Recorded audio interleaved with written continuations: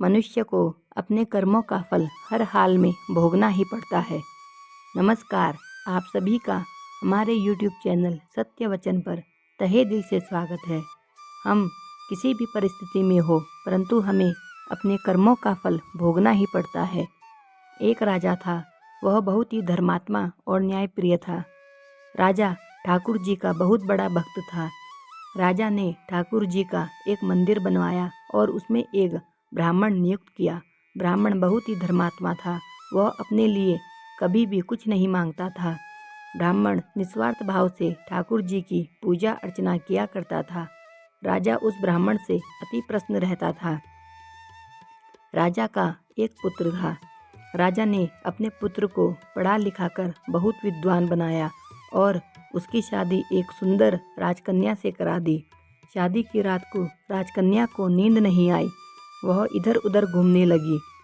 घूमते घूमते वह अपने पति के पलंग के पास आई तो उसने देखा राजकुमार सो रहे हैं और पास ही में राजकुमार के सीधे ऊपर दीवार पर एक हीरे से जड़ी हुई तलवार रखी है।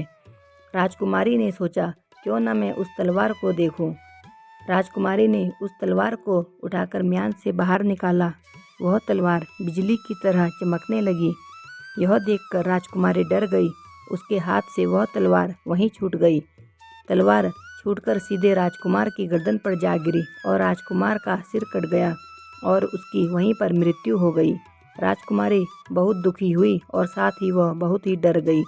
राजकुमारी ने सोचा, अगर मैं सबको सच बताऊंगी तो कोई भी मेरी बात पर विश्वास नहीं करेगा। सुबह उठते ही राजकुमारी विलाप करने लगी और कहने लगी कि मेरे पति को कोई मार गया। राजा ने आकर पूछा, किसने मारा? तब राजकुमारी ने कहा, मैं नहीं जानती वह कौन था, परंतु उसको मैंने ठाकुर जी के मंदिर में जाते हुए देखा। राजा समेत सभी लोग ठाकुर जी के मंदिर में गए। वहां पर ब्राह्मण पूजा कर रहा था। सभी सैनिकों ने ब्राह्मण को पकड़ लिया। ब्राह्मण ने बहुत कहा, मैंने राजकुमार को नहीं मारा, परंतु किसी ने भी ब्राह्मण की बात नहीं सुनी।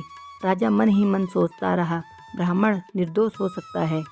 लेकिन सभी के कहने पर राजा ने ब्राह्मण से कहा, मैं तुम्हें मृत्युदंड तो नहीं दूंगा, लेकिन जिस हाथ से तुमने मेरे पुत्र को मारा है उस हाथ को काटने का मैं आदेश देता हूँ।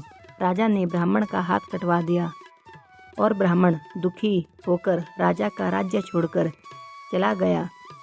ब्राह्मण ने सोचा, अगर मुझे कोई विद्वान संत मिले तो मैं उनसे पूछूं कि बिना अपराध किए मेरा हाथ आखिर किस कारण कटा है। फिर ब्राह्मण को एक विद्वान ज्योतिष मिले। ब्राह्मण उस ज्योतिष से मिलने उसके घर गए। ज्योतिष ने ब्राह्मण को देखा और आने का कारण पूछा।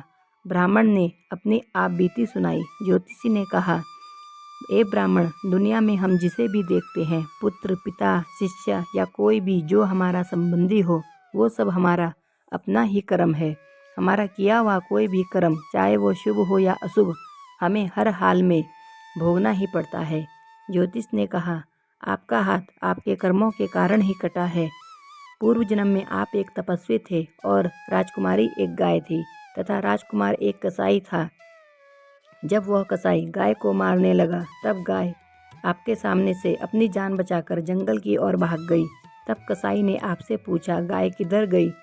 आपने जिस तरफ गाय गई थी उस ओर हाथ से इशारा किया तो कसाई ने जाकर उस गाय को मार डाला। इतने में जंगल से एक शेर आया और शेर ने गाय और कसाई दोनों को खा लिया। कसाई को राजकुमार और गाय को राजकुमारी का जन्म मिला और पूर्व जन्म के किए गए कर्म ने एक रात्रि में दोनों को इकट्ठा किया। कसाई ने गाय को हंसिए से मारा था, इसी कारण कसाई का तलवार से सिर कट गया। इस तरह अपना फल देकर कर्म निवृत्त हो गया और तुमने जो हाथ का इशारा किया था उस पाप कर्म ने ही तुम्हारा हाथ कटवा दिया। इसमें तुम्हारा ही दोष है और किसी का नहीं। ऐसा सोचकर अपना जीवन अच्छे कर्मों को करते हुए व्यतीत करो। वह सभी को करना चाहिए। इससे हमें यह सीख लेनी चाहिए, चाहे हमारी परिस्थिति कैसी भी हो, हमें सदैव अच्छे कर्म ही करने चाहिए।